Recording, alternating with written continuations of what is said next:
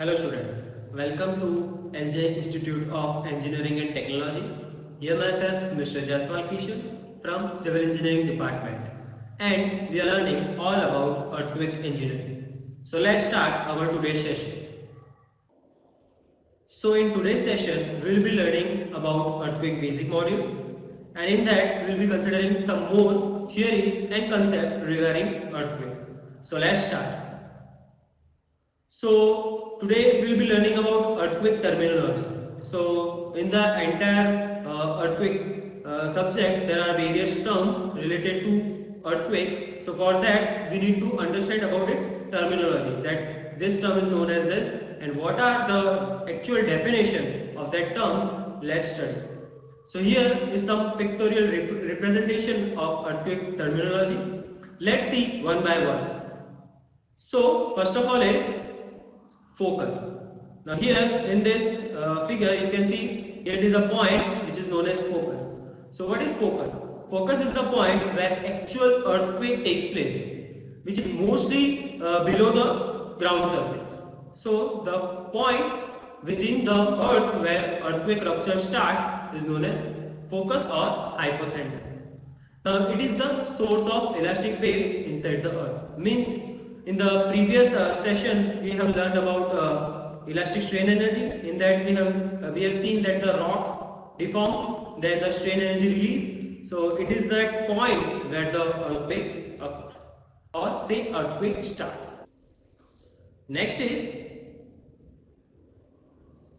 epicenter. So what is epicenter? So wherever the focus point, from there the actual point at the earth surface, that point is known as my epicenter. So here look, here it was the focus, and the vertical upward towards the earth surface, the point located as an epicenter. The point on the earth surface vertically above the focus of the earthquake is called epicenter. So this point is known as epicenter. Next is epicentral distance. So what is epicentral distance? Let us assume that we are in Ahmedabad and earthquake occurs somewhere near to the Bhuj. So the distance is from Bhuj to Ahmedabad. Because we are taking a point of interest at Ahmedabad, we want to know that what is the actual where the actual earthquake has been occurred, and we are at the position of Ahmedabad. So what is the actual distance? So that is my epicentral distance. So the distance from the epicenter to the point of entrance. So here our point of interest is Ahmedabad. On the surface of the earth is called epicentral distance, or saying focal distance. So here it was epicenter, here it was my base of interest, and the distance between 2 points is known as epicentral distance. Next is focal depth. Now it is very important term. Now look, the epicenter is at the ground surface, the focus is below to the ground surface. So the distance between these two both points is known as focal depth. The depth of the focus from the epicenter is called focal depth.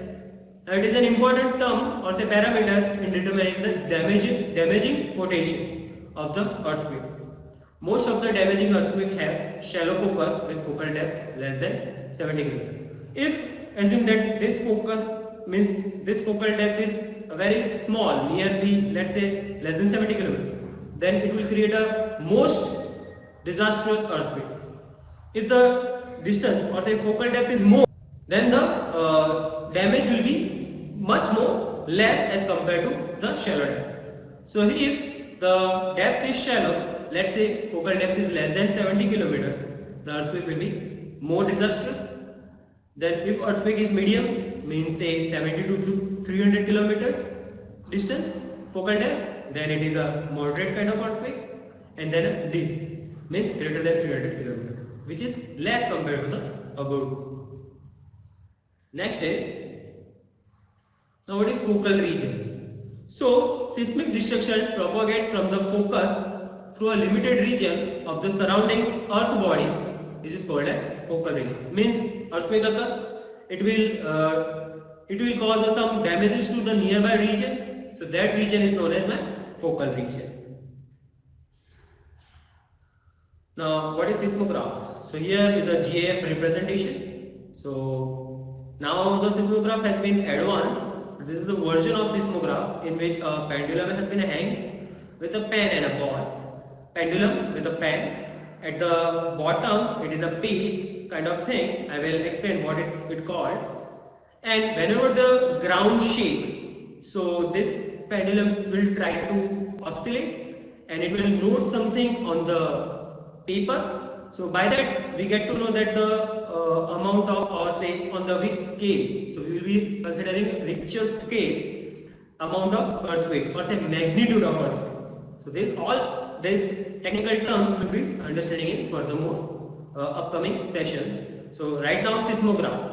So seismograph is an instrument which is used to measure the vibration of the earthquake. It records the earthquake ground motion in a particular direction as a function of time. So with respect to time, it notes the earthquake. Now, second is seismogram. So that page you saw on which the records has been taken. So that is nothing but my seismogram. It is a record of seismograph in response to the ground motion produced an earthquake. So this is just a representation. So this is the first waves, and then the earthquake is major, and then so on. So with respect to time, it notes the direction of the, or say magnitude of the earthquake in particular direction. Now mesosysmal line. So the region that suffers the strong shaking and significant damage during the earthquake is termed as mesosysmal region. The region surrounding the epicenter is a mesosysmal region. Now let us assume that at the place of which the earthquake has been caused, and we are staying at the Ahmedabad. So in Ahmedabad, it can't be said that it is a mesosysmal region. The place means as a Bhuj, the earthquake has been occurred. So it is a mesosysmal region where actually the earthquake has been occurred and strong shaking has been observed. Now homosysmal line. So the line joining the location at which the shock arrives simultaneously. Means let's say a point where the earthquake has been formed is a focus, and from that point the vibration will take place, or it say it will transfer. So it will transfer. So the line, the surrounding line, or the contour form, the actual points where the locations where the shocks arrive simultaneously is known as homosysmal line. So look here, this dotted line here, it is the entire circular diagram. So E is the point of focus where the actual earthquake has been takes place, and this dotted line has been the point where the shocks arrive simultaneously. So this is nothing but my homosysmal line. Now next is isosysmal line. So it is over here you can see that a contour or a line or a map joining the points of equal intensity. Means if I am in Ahmedabad, so here the intensity is, let us assume that the earthquake intensity is low. So nearly the same place on the opposite side of that focus point where the same kind of intensity has been occurred or has been felt. So the entire circular line is known as isosysmal line. A contour means a contour has been formed. So contour line or a line on a map joining points of equal intensity for a particular earthquake is called as isosysmal line. Means a equal intensity the earthquake has been observed, that line has been joining and formed a contour, and that is known as isosysmal line. Now what is seismic zone? Now seismic zone is nothing but an area of where the seismic activities takes place. So right now we are in Gujarat, and we know that major seismic activity takes place in Bhuj. So it is a seismic zone. And let us consider the entire India, where most of the seismic activities occur near to that belt of Himalayan region. So that is the example of the Himalayan zone is an example of seismic zone, where the most frequently the earthquake activities took place. Next is seismic gap, means a section of a fault that has been produced earthquakes in the past, but now it is quiet. Means seismic gap is where the previously the earthquake was occurring, but after that earthquake has been stopped. So that is nothing but seismic gap. Next is seismicity. So this kind of representation, or say graphical representation, or say pictorial representation, I have shown in the very first session of the earthquake engineering. So in that I have shown you a GIF where magnitude of 6.5 and greater than 8 were showing with the red dots, orange dots, purple dots. So the geographic and historic distribution of earthquake is known as seismicity. Next is seismometer. So now, as I said, modern seismograph. So modern seismograph and electric transducer referred to as seismometer. So it is an upgrade version of seismograph in which the senses of the motion and produces an analog electrical signal for the subsequent processing. Means it is an electric version of the seismograph, which waves has been transformed into the motion, and then this graph has been formed, is known as seismometer. Now it has been also upgraded, so this is also a old one. Next is seismoscopes. Now what is seismoscope? So in this kind of seismograph, this is a simple seismograph without timer or a device. The record of earthquake motion on a paper without time marks. Now here look, here is a pendulum, the pen. Now this is a graph on a drum. Now this will oscillate during the earthquake, and it will give us the maximum intensity of earthquake only. Not with respect to time, at what time, what amount of intensity of earthquake has been occurred. No, it just only gives the maximum earthquake intensity. So this type of seismograph is known as seismoscope. So the simple seismograph without timer device, the record earthquake ground motion on the paper without time marks. That is, the drum holding the chart paper does not rotate, means this is not rotating with respect to time. Such instrument provide only the maximum event of the motion during an earthquake. As I said, only it gives the maximum intensity of the earthquake. Next is aseismic. So a fault on which no earthquake has been observed is known as aseismic. Seismic means where earthquake occurred, and aseismic means where there is no earthquake has been observed. Now displacement meter. So what is displacement meter? The instrument that measures the displacement of the ground is known as displacement meter. It is an electronic meter which notes the displacement of the ground surface. Next is now earthquake. We have already discussed about the definition of earthquake in the previous session. So let me read that the momentary shaking of the ground or vibration or oscillation of the ground caused by the slip or volcanic activity or magnetic activity or other sudden stress changes in the earth is called earthquake. Means due to any of this activity, the motion or say vibration of the earth surface occurred is known as earthquake. Accelerometer. So what is accelerometer? So these are the instrument having electronic transducer that produce an output voltage proportional to the ground acceleration. So this is an electronic system in which the earthquake has been measured in the form of this. Here you can see display has been also given in which x direction, y direction, z direction data has been came. This is kind of a electronic machine which shows the ground shaking. That is, it measures the ground acceleration. So this is just a flow chart that at the place ground acceleration, a mechanical system, and displacement of transducer, amplifier. So we get an output. Next is accelerogram. So with respect to time, with respect to acceleration, we note the graph is known as accelerogram. The motion of the ground can be described in terms of displacement, velocity or acceleration. The variation of ground acceleration with time. So here acceleration versus time graph has been shown, has been recorded. So the variation of the ground acceleration with respect to time at the point on the ground during the earthquake is known as accelerogram. Now almost last, seismic zone. As I say, aseismic means there is no earthquake activity. Seismic zone, where the major seismic activities takes place, means various earthquake has been frequently coming. That is known as seismic zone. Now it is earthquake size. So the earthquake size can be defined in a term of two things. It can be on magnitude and it can be on intensity. These 2 points will be learned in detail in the upcoming session. Now earthquake size is the measure of a quantitative and a qualitative effect of vibration produced by the earthquake.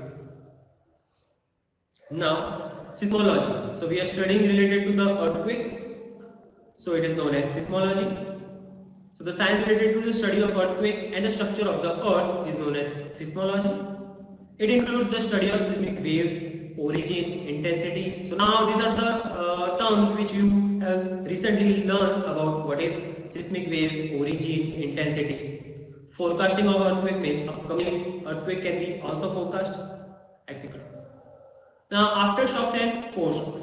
One of the major important terms. So what is aftershock? When the major magnitude of earthquake occurs, after that the aftershocks came. Means the smaller size of earthquake occur after the major earthquake is known as aftershock. So the smaller size earthquake occurring after the main shock is known as aftershocks. Aftershocks are usually due to the fresh ruptures or say readjustment of the fractured rocks. Means if the rocks has been fractured, so the adjustment of that rocks, newly formed rocks. So for that the shocks occur that are known as aftershocks.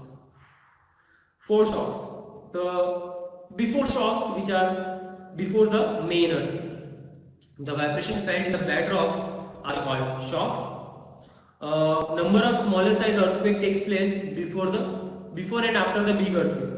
Those occurring before the big one are known as foreshocks.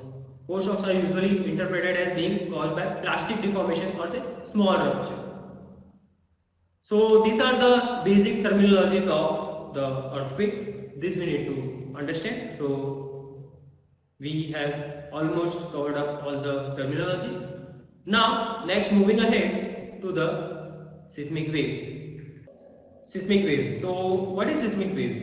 Large strain energy released during the earthquake travels as a seismic wave in all the direction through the earth layer, reflecting and refracting at each interface. So whenever the earthquake occurs, it will transfer in the form of waves. So that are known as seismic waves. So there are two types of seismic waves. One is body waves and another is surface waves. Before moving ahead, let's see in the diagram below that here the earthquake occur. So the vibration or say waves transfer from that point is known as body waves. And what are surface waves? Surface waves means after this point the waves will be transmitting on the surface. So that are known as by surface waves. So body waves are of two types, primary waves and secondary waves.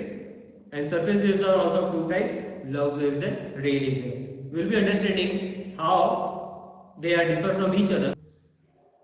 Seismic waves, as I said, P waves, S wave, L waves is love waves and Rayleigh waves. So P wave in a form of the wave transfer back and forth, means push and pull kind of waves has been formed in the P wave.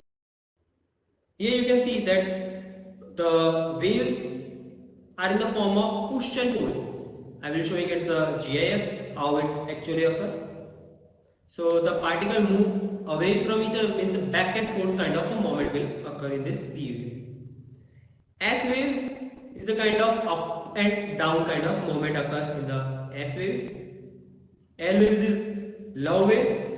In this side wave, sidewards the wave has been formed, means in a, let's say, in a kind of snake movement. So that type of movement occurring love waves. And in Rayleigh waves, the circular or say elliptical in vertical plane kind of movement occur in the Rayleigh waves. Let's see further.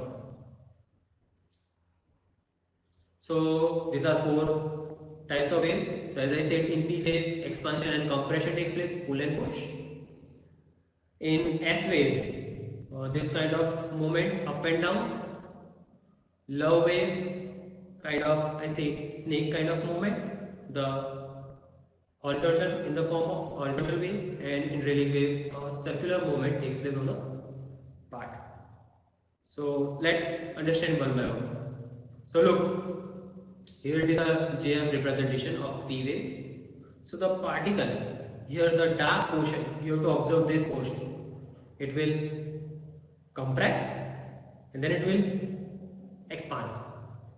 So this is the kind of waves, or say particle will have an experience during the P wave, the push and pull kind of form, or say compression or tension kind of a feel in this P waves.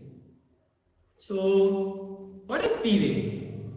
They are also known as primary, or say longitudinal, or say compressional waves. P waves are analogous to sound waves. It is somewhat similar to the sound waves. They are the fastest waves and are longitudinal in character. They can travel through all materials. They can travel to solid, they can travel to liquid, or say air also, as sound travels in air. Now in P waves, the material particle oscillate back and forth. As I said, pull and push kind of experience the particle will have. The velocity of P wave is controlled by relation. So the relation is Vp is equal to lambda plus 2 mu by rho. Now lambda and mu are plastic constant related to rigidity of rocks, and rho is nothing but density of rocks. So this is an equation, or say velocity of P wave is controlled by this equation. Next is our S waves. So as I said, it moves up and down. So look, this dark portion you have to observe how the effect, or say what it experiences during this kind of waves. So it feels up and down kind of a movement of this particle. So S waves are analogous to electromagnetic waves, as P waves was analogous to sound waves. Now they are transfer, or say shear waves also. P waves were longitudinal. Now the material of, say, particle in a S wave oscillate at a right angle. So it moves up and down the direction of propagation of the wave. They do not change instantaneous volume of the material through which they pass. They won't change much more, say, volume of the material. They can travel through solid but not through liquid. P waves was travel through both. S waves are smaller than P waves. The velocity of it in granite is 3 km per second. The velocity of S wave is directly proportional to the shear strength of the particular material in which they pass. They do not travel through liquid, as I explained in this step. Next is our love waves. So in love waves, as I say, it a kind of a snake movement. So here look, our particle is over here. So it will move in a kind of this zigzag way. So love waves. In love wave, particle motion in its horizontal plane and transfer to the direction of the wave propagation. They do not have vertical component of velocity. These waves generally tend to create shearing, or say breaking ruptures. And love waves are faster than relief wave but not pass through water. So these are the love waves. Next is Rayleigh waves. Now here you can see that a circular motion on the surface has been occurred. So as it's a surface wave, so this is a experience of our particle motion. Now what is Rayleigh? So Rayleigh may make material particle to oscillate in an elliptical path, means in a circular round kind of motion in the vertical plane with horizontal motion along the direction of energy transmission. The velocity of Rayleigh wave is very much depend on the Poisson ratio, and it is equal to 0.92 Vs. Now the waves are similar to the waves produced in the rocks. Rock is thrown in a pond. So whenever we throw a rock on the pond, so the kind of waves produced by that, So it is much more similar to the Rayleigh wave. Now this wave produced by the interaction of P and S waves. Now they propagates the surface of Earth as a low velocity and a low frequency. This wave involved in both vertical and horizontal motion of the Earth. So these are the various types of surface wave and body waves.